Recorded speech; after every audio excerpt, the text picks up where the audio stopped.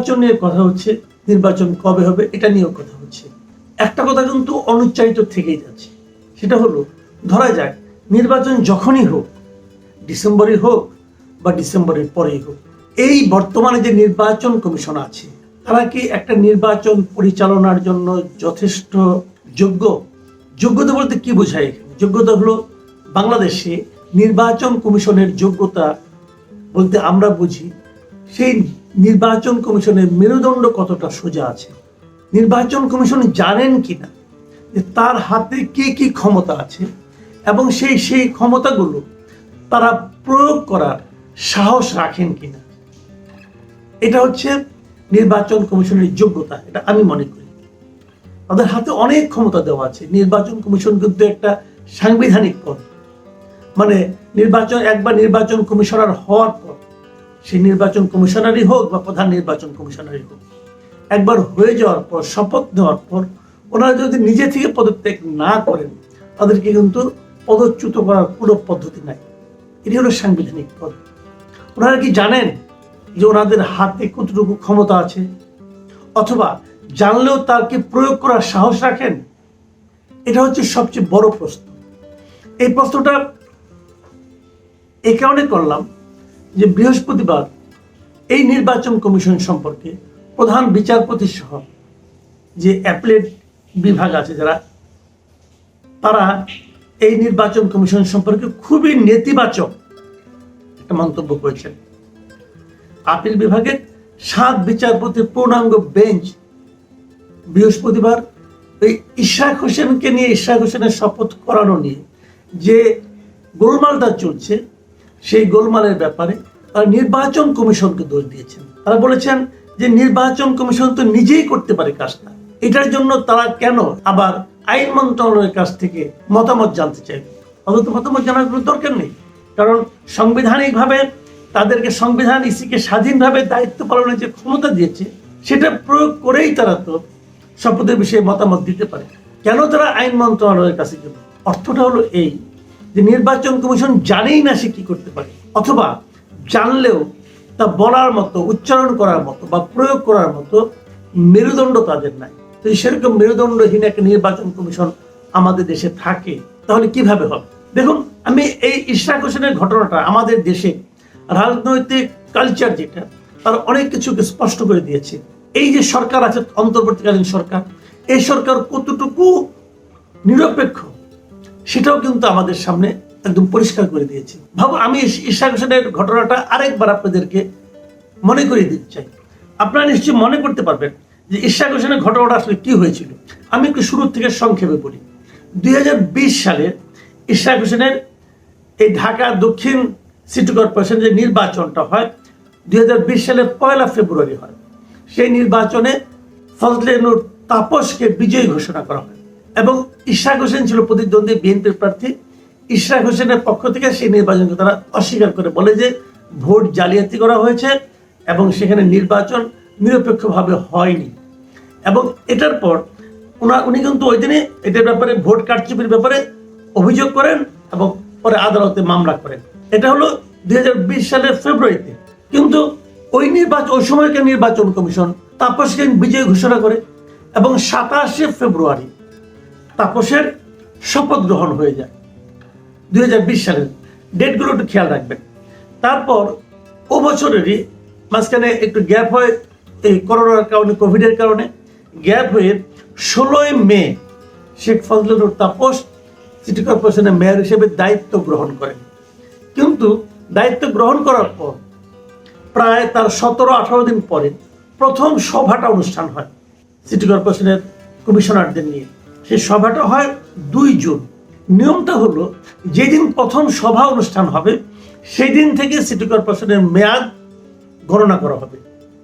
2020 সালের 2 মে যদি প্রথম সভাটা হয় তাহলে 2025 সালের 1 মে পর্যন্ত এই সিটি কর্পোরেশনের মেয়াদ আছে, মাথায় রাখুন। তো সেক্ষেত্রে ওই যে মামলাটা করেছিলেন ইশরাক হোসেন, সেই মামলায় ইশরাক হোসেনের পক্ষে এই পট পরিবর্তনের পর, মানে হাসিনা বিদায় হওয়ার পর, শেখ হাসিনা বিদায় হওয়ার পর, নতুন সরকার আসার পর ওই মামলাটা একদিন থেমে থাকার পর গত 27 মার্চ, মানে 2025 সালের 27 মার্চ ওই মামলার রায় ঘোষণা করা হয় এবং সে রায় যায় ইশরাকের পক্ষে।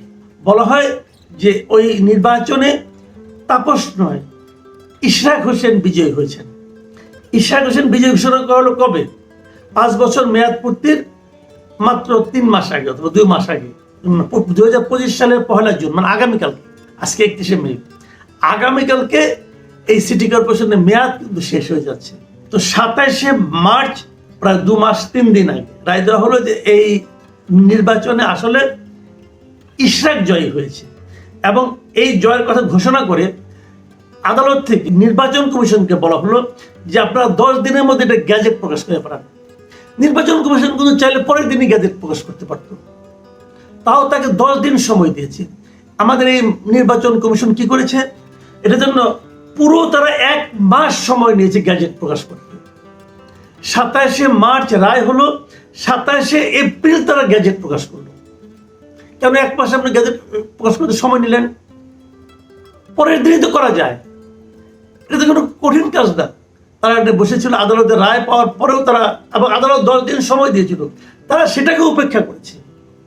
আদালতের রায়কে তারা উপেক্ষা করেছে করে তারা 1 মাস পরে 27 এপ্রিল তারা গ্যাজেট প্রকাশ করেছে। তো যেদিন গ্যাজেট প্রকাশ হলো তারপরের দিন শপথ হতে পারতো, তাও তারা করেন। তারা শপথ পড়ানো যায় কি যায় না এই মর্মে আইনগত ব্যাখ্যা চেয়ে আইন মন্ত্রণালয়কে লিখেছে এবং তারপরের থেকেই কিন্তু বেসিক্যালি আন্দোলন চলছে। ঢাকাবাসী যারা আছে দক্ষিণের, তারা আন্দোলন করছে যে ইশরাক তাদের নির্বাচিত মেয়র, তাকে কেন শপথ পাওয়ানো হচ্ছে না, তাকে কেন দায়িত্ব দেওয়া হচ্ছে না। এটা তারপরে যখন এই টানাপোড়েন চলছে, এর মধ্যে এলজিআরডি মন্ত্রী যিনি আছেন, এলজিআরডি দায়িত্বপ্রাপ্ত উপদেষ্টা যিনি আছেন আসিফ মাহমুদ সজীব ভুঁইয়া, তিনিও একটা গো ধরেছেন যে তাকে শপথ করতে দেবেন না। নানা রকম কায়দা কানুন উনি করতেছেন যে কিভাবে না দেওয়া যায়, এবং উনি তো আবার ওই সিটি কর্পোরেশন ভবনে যে অফিসও করেন, যে ওনার ওখানে দাপট একটু কমে যাবে, এটা হয়তো ভেবেছেন কিনা জানি না। সাধারণ মানুষ আন্দোলন করেছে এবং সে আন্দোলনের পর যখন চলছে তখন আবার আরেক লোক, এ হলো আরেক ক্যারেক্টার, মিস্টার মামুনুর রশিদ। কে এই মামুনুর রশিদ? কেউ জানে না, তাকে কোত্থেকে ফিট করা হয়েছে তাও জানে না। সে নাকি ঢাকা দক্ষিণের একজন অধিবাসী। সে যে হাইকোর্টে একটা রিট করে দিয়েছে 14 মে, মানে 27 এপ্রিল গ্যাজেট ঘোষণা প্রকাশ করা হয়েছে, তারও 2 সপ্তাহ পরে এই মামুন সাহেব যে একটা রিট করেছে যে না, ওনাকে শপথ করতে দেওয়া যায় না। হাইকোর্ট সেই রিট বাতিল করে দিয়েছে, বলেছে না তাকে শপথ পড়াতে হবে। আর আপিল করেছে তারা। আবার আপিল করার পর গত বৃহস্পতিবার পরশু দিন পূর্ণাঙ্গ বেঞ্চ আপিল বিভাগে প্রধান বিচারপতির সমন্বয়ে তারা সেটাও বাতিল করে দিয়েছে যে না, তাকে শপথ পড়াতে হবে। ভাবুন, 27 মার্চ আদালতের রায়, চূড়ান্ত বিচারিক সিদ্ধান্ত হলো কবে? গত বৃহস্পতিবার, মানে 29 তারিখ, 29 মে যখন রায়টা হলো, তখন তারা বললো না, তাকে শপথ তো আগেই পড়াতে পারতো। সময় আছে কয়দিন? 2 দিন। তারপরে এখন পর্যন্ত হয়নি। আমি যখন পর্যন্ত করছি তখন পর্যন্ত আমি শপথের কথা জানতে পারিনি। যদি শপথ হয় তাহলে উনি কয়দিনের জন্য মেয়র হবেন? 1 দিনের জন্য। কেন এই কাজটা করা হচ্ছে? এই ধরনের একই ধরনের ঘটনা তো চট্টগ্রাম সিটি কর্পোরেশনে হয়েছে। সেখানে তো ডাক্তার শাহাদাতকে আপনারা শপথ পড়িয়েছেন, তাহলে ইশরাকের ক্ষেত্রে বাধাটা কোথায়? এবং তারও যে বড় কথা, আমি অন্য 2 বাদ দিলাম, 2টো জিনিস সেখানে প্রমাণ হয়েছে। একটা জিনিস হলো এই সরকার আর নিরপেক্ষ নয়, কারণ ইশরাকের সঙ্গে বিএনপির একজন নেতার সঙ্গে এই সরকার যে আচরণ করেছে, সরকারের আইন মন্ত্রণালয়, সরকারের স্থানীয় সরকার মন্ত্রণালয় যে আচরণটা করেছে, এই আচরণটা পক্ষপাত দুষ্ট প্রমাণ করেছে। তারা নিরপেক্ষ নয়, তারা বিএনপির বিরুদ্ধে আছে। তারা আওয়ামী লীগকে একবার নিষিদ্ধ করেছে এবং বিএনপিকে তারা নানাভাবে তাইরে নাইরে করে, যাতে নাকি তারা কিছু না পায়, ক্ষমতায় যেতে না পারে, এ ধরনের নানা ধরনের নাটক তারা করতেছে।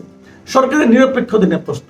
কিন্তু যেটা আমি শুরুতে বলেছিলাম সেটা হলো নির্বাচন কমিশনের স্বাধীনভাবে কাজ করার যে দক্ষতা, ক্ষমতা এবং মনোবল, তার কোনোটাই কিন্তু এই নির্বাচন কমিশন দেখাতে পারেনি। তারা সরকারের দিকে তাকিয়েছিল। তো যদি একটা নির্বাচন কমিশন একটা সরকারের দিকে তাকিয়ে থাকে যে আমি কি সিদ্ধান্ত নিতে পারবো কি পারবো না, এবং সেই সরকার যদি পক্ষপাত দুষ্ট হয়, তাহলে নির্বাচন কমিশনের আচরণটা কি হবে? পক্ষপাত দুষ্টই হবে।